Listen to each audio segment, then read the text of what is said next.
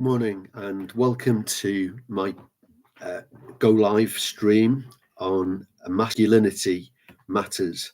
I don't know whether you've realized this, but over the last 40 years, we've seen the rubbishing of what feminists call patriarchal society, or society that has man or the male, if you like, of the species of mankind put down and rubbished by feminists.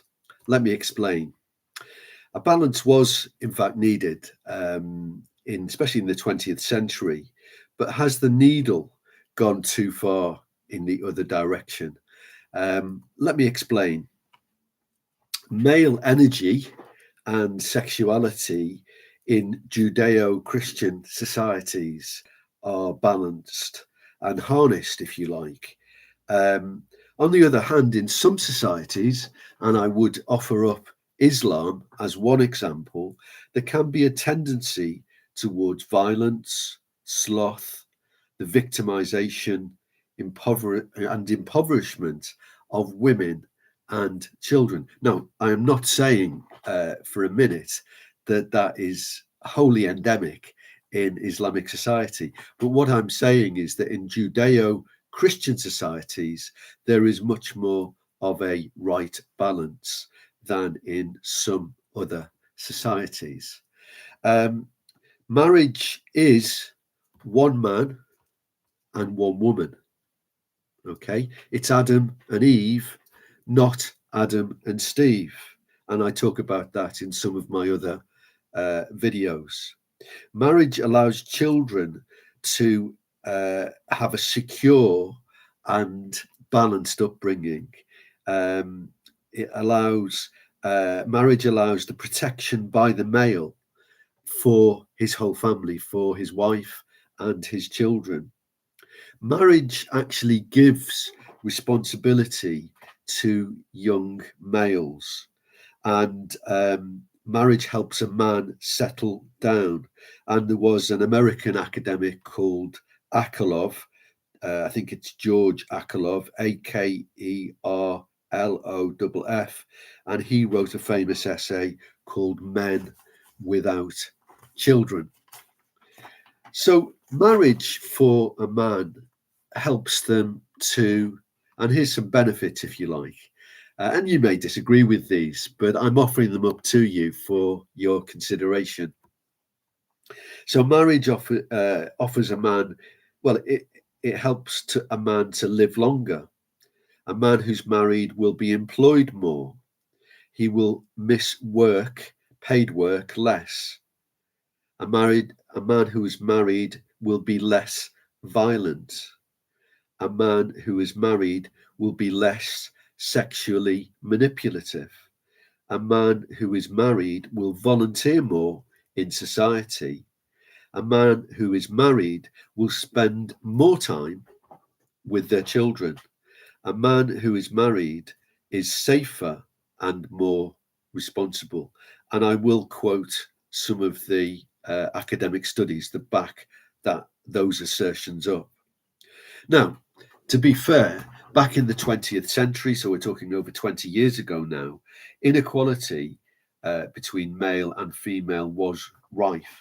And often males would dominate females and would put down their abilities, put down their ways that they can be balanced and live in fair marriage. So inequality was rife in the 20th century. And I thought I'll just throw in, as a baby boomer, I will throw in an example.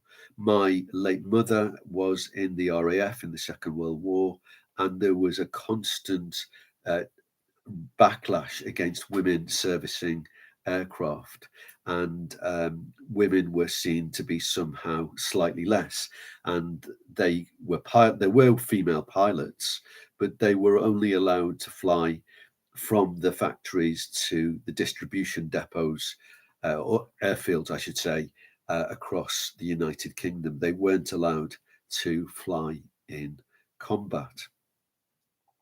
So there was definitely women were definitely exploited in the past, and there was a form of unfair patriarchy.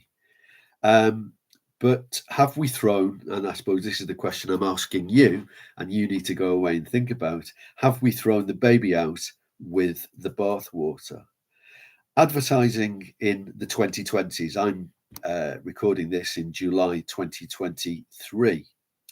The joke is often in 2020's adverts, the joke is often on the man.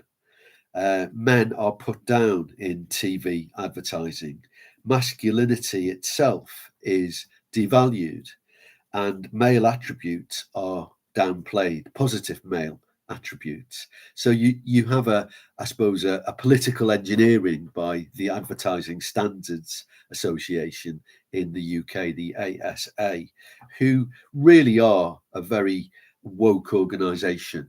And if you want a definition of woke, I've recommended it before, but Joanna Williams's book, How Woke Won, is a very good working definition that's readable of what woke actually is.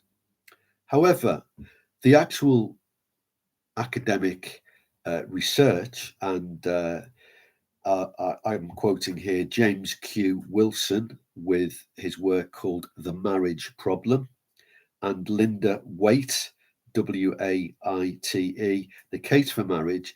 Marriage provides and protects women. Marriage provides and protects women.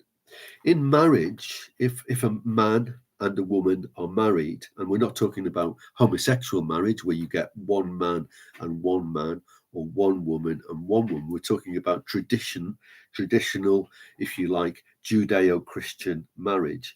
In marriage, women suffer less poverty, they suffer less violence, they suffer less physical and verbal abuse. It's less necessary for a woman to go out to work if she doesn't want to and be a homemaker.